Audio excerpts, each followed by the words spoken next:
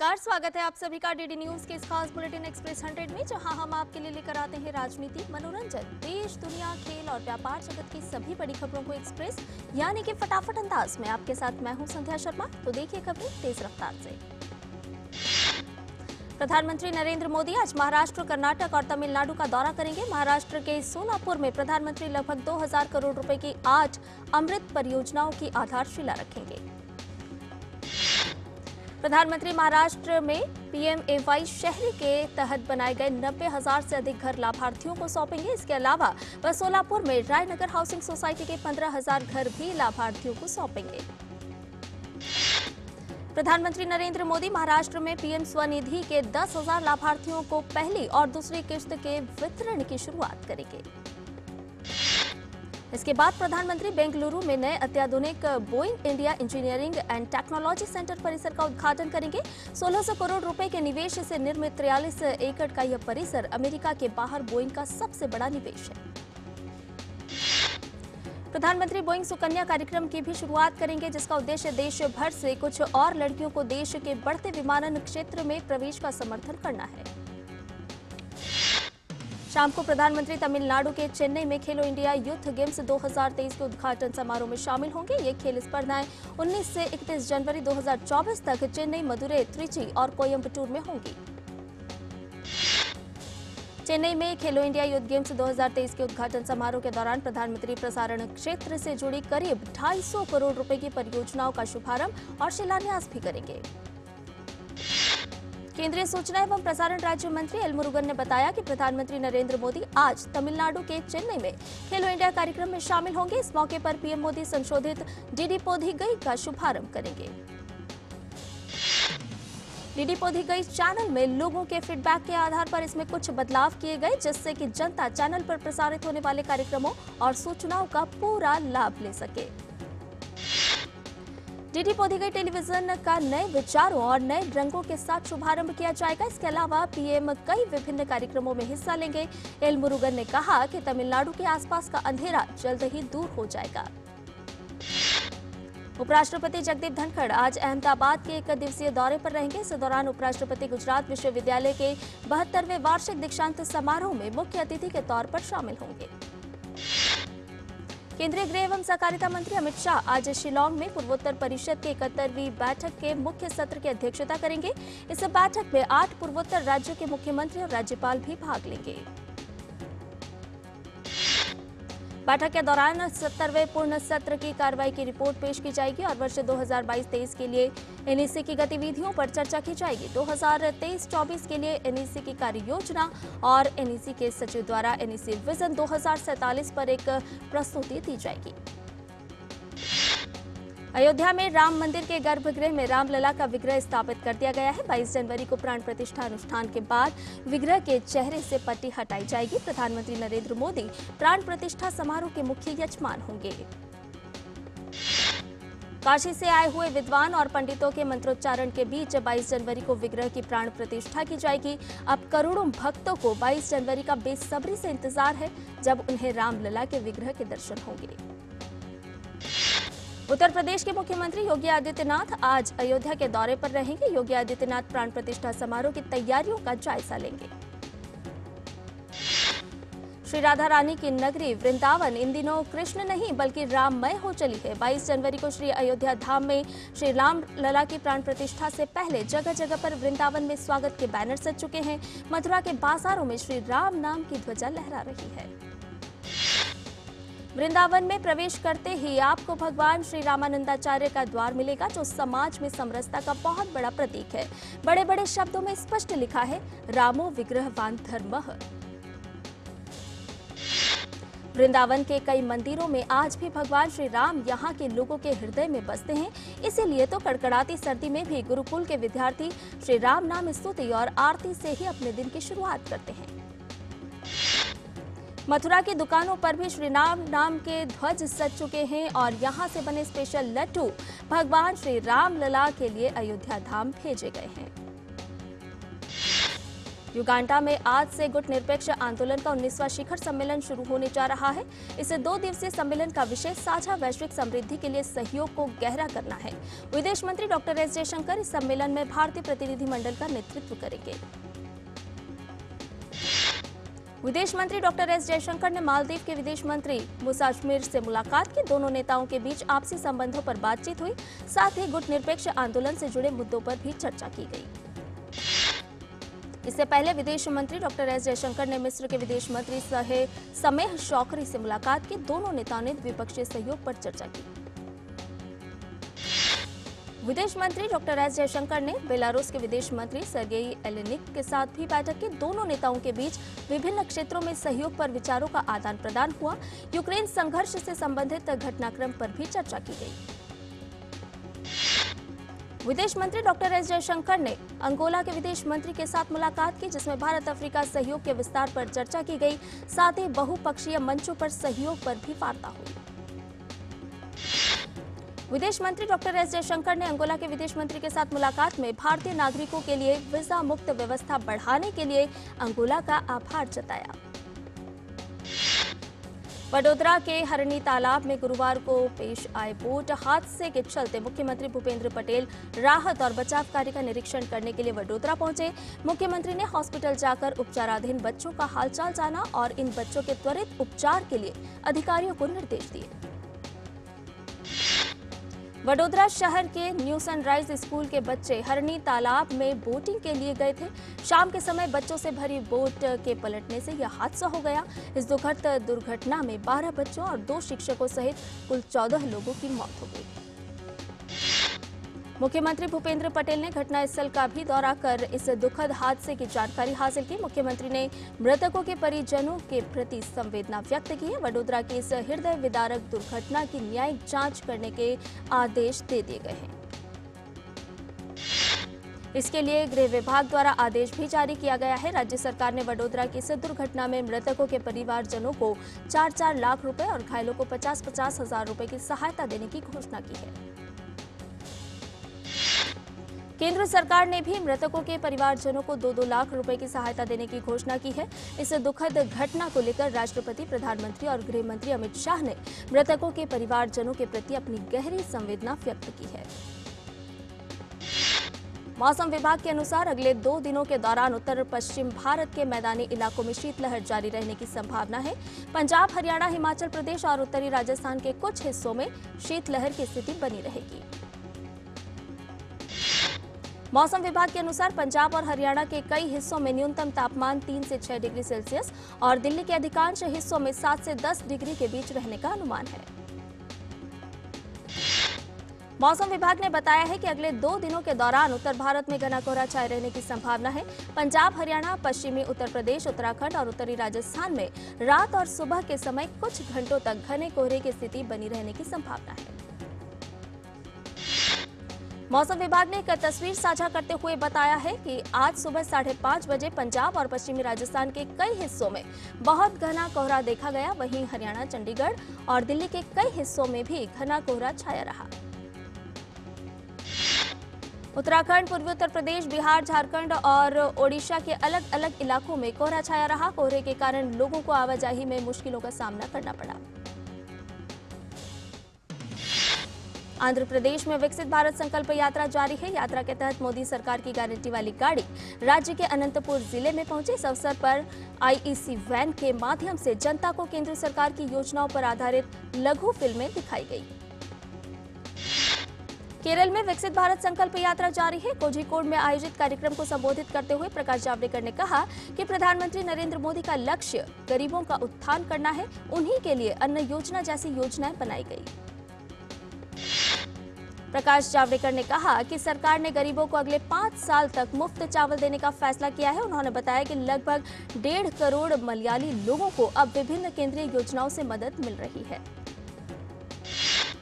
गुरुवार को मध्य प्रदेश के पूर्व मुख्यमंत्री शिवराज सिंह चौहान ने कोट्टायम जिले के चिंकवनम टाउन में विकसित भारत संकल्प यात्रा के तहत एक कार्यक्रम का शुभारंभ किया। कार्यक्रम में वरिष्ठ बैंक अधिकारियों, प्रमुख भाजपा नेता और कार्यकर्ताओं के साथ ही बड़ी संख्या में स्थानीय लोगों ने भाग लिया। कार्यक्रम को संबोधित करते हुए शिवराज सिंह चौहान ने कहा कि केरल में एलडीएफ और यूडीएफ अब तक भ्रष्टाचार को प्राथमिकता देते थे, लेकिन मोदी सरकार विकास को प्राथमिकता दे रही है। मंच पर प्रगतिशील किसानों को सम्मानित भी किया गया। पूर्वोत्तर के राज्यों में भी इन दिनों विकसित भारत संकल्प यात्रा का जोर है। मिजोरम के विभिन्न जिलों में संकल्प यात्रा जारी है। इसी कड़ी में सिरछिप जिले के थेंजोल पूर्व और थेंजोल पश्चिम में कार्यक्रम आयोजित किया गया, जिसमें बड़ी संख्या में लोगों ने भाग लिया।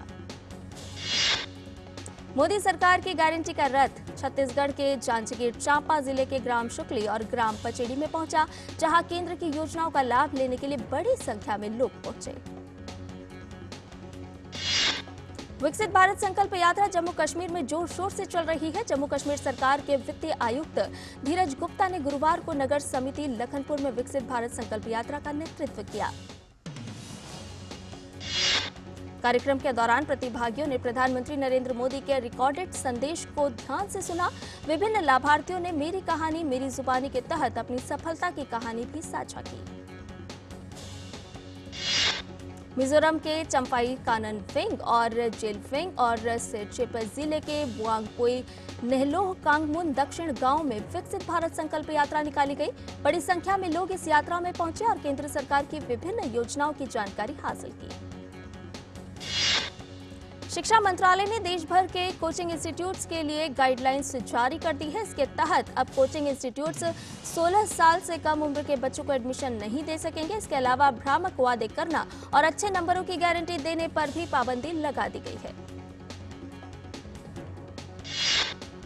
गाइडलाइंस के मुताबिक कोई भी कोचिंग सेंटर स्नातक से कम योग्यता वाले ट्यूटर को नियुक्त नहीं करेगा।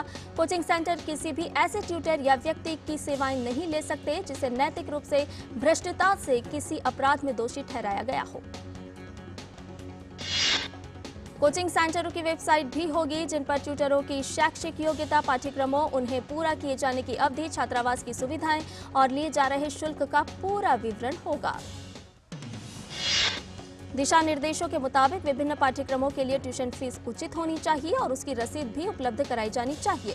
अगर छात्र ने पाठ्यक्रम की पूरी फीस का भुगतान कर दिया है और वह पाठ्यक्रम को बीच में छोड़ देता है तो उसे 10 दिनों के भीतर प्रो राटा बेसिस पर फीस रिफंड की जाएगी। और बुलेटिन में फिलहाल रुकने एक छोटे से ब्रेक के लिए जल्द हाजिर होंगे। आप बने रहिए डीडी न्यूज के साथ। रुड़की उत्तराखंड निवासी राजीव जैन पहुंचाएंगे हर राम भक्त के घर बिल्कुल निःशुल्क हर किवारी गंगाजल।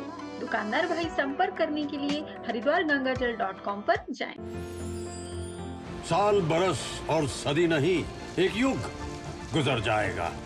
उम्र न पूछो वंडर की, जब फर्क नजर आएगा। वंडर सीमेंट, फर्क नजर आएगा। Earlier we were having DCBS system. We got transferred to NPS from DCBS. NPS was found to be more employee friendly, flexible, transparent, and beneficiary can choose their options. Transition was very smooth. NPS has created app-based systems and online systems, so everything is digitized. It's very helpful and convenient. अपने बेहतर कल को सुनिश्चित करने के लिए NPS जरूरी है। मानसिक स्वास्थ्य पेशेवर से मदद लेना चाहते हैं लेकिन नहीं जानते कि कहां जाएं? टेलीमानस के 14416 पर संपर्क करें। रुड़की उत्तराखंड निवासी राजीव जैन पहुंचाएंगे हर राम भक्त के घर बिल्कुल निःशुल्क हर किवारी गंगाजल। दुकानदार भाई संपर्क करने के लिए हरिद्वारगंगाजल.com पर जाएं। आपका विश्वास हमारी शक्ति, आपके सुनहरे सपनों के लिए समर्पित कैनरा बैंक उत्पादों की शानदार कड़ी, आपके लिए आपके साथ। Canara bank, together we can. और ब्रेक के बाद एक्सप्रेस 100 में आपका एक बार फिर से स्वागत है। आइए बाकी की खबरों को जान लेते हैं फटाफट अंदाज में। क्रूड ऑयल की कीमतों में भारी उतार चढ़ाव बना हुआ है। इंटरनेशनल मार्केट में ब्रेंट क्रूड आज $78.20 प्रति बैरल के लेवल पर ट्रेड कर रहा है। अंतर्राष्ट्रीय स्तर पर कच्चे तेल की कीमतों में तेजी लौटने के बावजूद घरेलू स्तर पर पेट्रोल और डीजल के दाम आज अपरिवर्तित रहे, जिससे दिल्ली में पेट्रोल 89.72 रुपए प्रति लीटर तथा डीजल 89.62 रुपए प्रति लीटर पर रहे। भारत में एप्पल इंक उत्पादन से वित्त वर्ष 2023 में कंपनी का निर्यात 5 गुना बढ़कर $5 अरब हो गया, यानी भारत से होने वाले कुल स्मार्टफोन निर्यात का करीब 80%। शेष कंपनियों में सबसे अधिक हिस्सेदारी वाली कंपनी सैमसंग रही। पेंशन फंड नियामक और विकास प्राधिकरण ने नेशनल पेंशन सिस्टम के तहत विड्रॉल के नए नियम पेश किए हैं, जो 1 फरवरी 2024 से लागू कर दिए जाएंगे। नेशनल स्टॉक एक्सचेंज का इंडेक्स निफ्टी साल 2024 में 24,000 के लेवल को छू सकता है। इंडसइंड बैंक ने वित्त वर्ष 2023 की तीसरी तिमाही के रिजल्ट्स जारी कर दिए हैं। बैंक ने बताया कि 2,298 करोड़ रुपए के साथ उसे दिसंबर तिमाही में 17.3% का नेट मुनाफा हुआ है। रिलायंस इंडस्ट्रीज की दूरसंचार और डिजिटल इकाई जियो सबसे मजबूत भारतीय ब्रांड बनी हुई है। वह इस मामले में LIC और SBI जैसी कंपनियों से आगे है। ब्रांड फाइनेंस द्वारा प्रकाशित नवीनतम रिपोर्ट ग्लोबल 500 2024 के मुताबिक जियो ब्रांड फाइनेंस की 2023 की रैंकिंग में भी भारत की सबसे मजबूत ब्रांड रहा था। टाटा ग्रुप के स्वामित्व वाली टाटा कम्युनिकेशंस ने लगभग 9 वर्षों में अपनी सबसे तेज तिमाही रेवेन्यू वृद्धि दर्ज की, जो इसके मुख्य डेटा सर्विस बिजनेस में मजबूती से बढ़ी है। सहारा निवेशकों का फंसा पैसा उन्हें वापस मिलने लगा है। सहारा में फंसे निवेशकों को उनका फंड वापस दिलाने के लिए केंद्र सरकार ने सहारा रिफंड पोर्टल की शुरुआत की। नागरिक उड्डयन मंत्री ज्योतिरादित्य सिंधिया ने कहा है 2030 तक देश में हवाई यात्रियों की संख्या बढ़कर 2 गुनी यानी 300 मिलियन हो जाएगी। भारत ने रिन्यूएबल एनर्जी और क्लीन हाइड्रोजन में की है प्रगति। भारतीय नवीकरणीय ऊर्जा विकास एजेंसी लिमिटेड यानी IREDA ने इंडियन ओवरसीज बैंक के साथ एक MOU पर हस्ताक्षर किए हैं, जिससे देश भर में नवीकरणीय ऊर्जा परियोजनाओं के विविध स्पेक्ट्रम के लिए मंच तैयार किया गया है। आज के कारोबार में अमेरिकी डॉलर के मुकाबले रुपया 2 पैसे बढ़कर 83.12 पर पहुंचा। Nifty mid cap 100, Nifty IT और निफ्टी बैंक इंडेक्स में कमजोरी दर्ज की गई, जबकि BSE स्मॉल कैप इंडेक्स मामूली तेजी पर बंद होने में सफल रहा है। ताइवानी कंपनी फॉक्सकॉन, जिसे होनहाई प्रिसीजन इंडस्ट्री के नाम से भी जाना जाता है, भारत में सेमीकंडक्टर पैकेजिंग और परीक्षण उद्यम स्थापित करने के लिए भारतीय सॉफ्टवेयर और इंजीनियरिंग फर्म HCL के साथ साझेदारी कर रही है। टाटा समूह की फर्म ने समय पर भुगतान नहीं किए जाने की वजह से वोडाफोन आइडिया को टर्मिनेशन नोटिस भेजा है। दूरसंचार कंपनी का नाम लिए बिना टाटा कम्युनिकेशंस ने कहा कि वह ग्राहक के साथ अनुबंध समाप्त करने की तैयारी कर रही है। ईरान के हमले के खिलाफ जवाबी कार्रवाई करते हुए पाकिस्तान ने ईरान के भीतर हमला किया है। इस कार्रवाई में कई लोग मारे गए हैं। इस पलटवार की कार्रवाई पर ईरान भड़क गया है। ईरान ने पाकिस्तान की कड़ी निंदा करते हुए उसे स्पष्टीकरण देने का अल्टीमेटम दे दिया है। ईरानी मीडिया में आ रही रिपोर्टों के हवाले से कहा गया है कि सिस्तान बलूचिस्तान प्रांत के एक गांव में कई मिसाइलें गिरी हैं। इनमें 3 महिलाएं और 4 बच्चों की मौत हुई है। इनसे कोई भी ईरान मूल का नहीं है। पाकिस्तान के विदेश मंत्रालय ने कहा है कि ईरान के सिस्तान और बलूचिस्तान प्रांत में अत्यधिक समन्वित ढंग से सैन्य हमलों की एक श्रृंखला को अंजाम दिया गया है। पाकिस्तान और ईरान के बीच चल रही तकरार को लेकर अमेरिका ने प्रतिक्रिया दी है। अमेरिका ने कहा कि वह क्षेत्र में बढ़ते तनाव को लेकर चिंतित है और उसने सभी पक्षों से संयम बरतने का आग्रह किया है। अमेरिकी विदेश विभाग ने कहा कि पाकिस्तान और ईरान ने एक दूसरे पर हमला किया है। दोनों देशों ने दावा किया है कि उनके हमले आतंकवादियों के खिलाफ हैं, न कि आम नागरिकों के।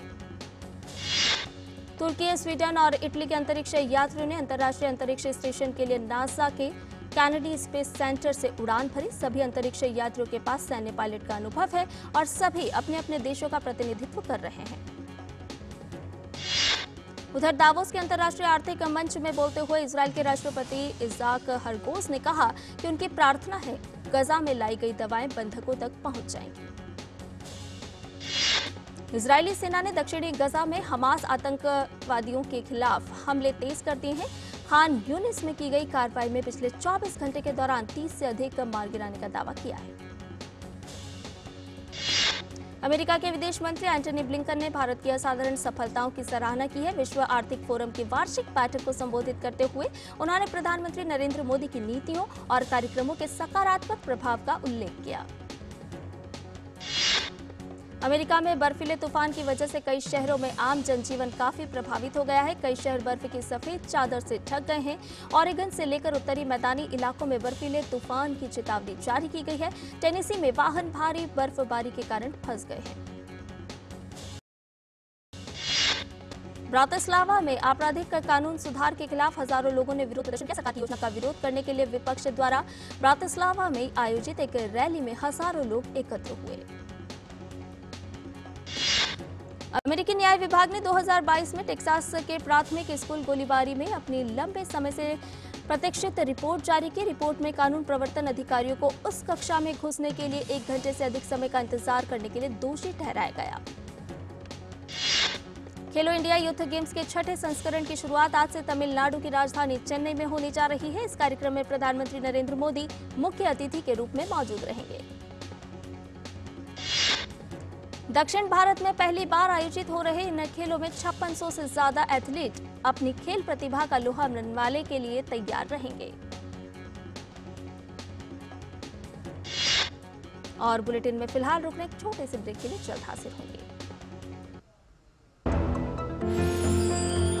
साल बरस और सदी नहीं, एक युग गुजर जाएगा। उम्र न पूछो वंडर की, जब फर्क नजर आएगा।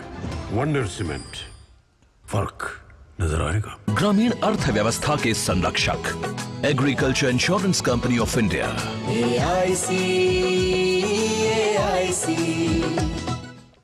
मोदी सरकार की गारंटी, भारत होगा गरीबी मुक्त।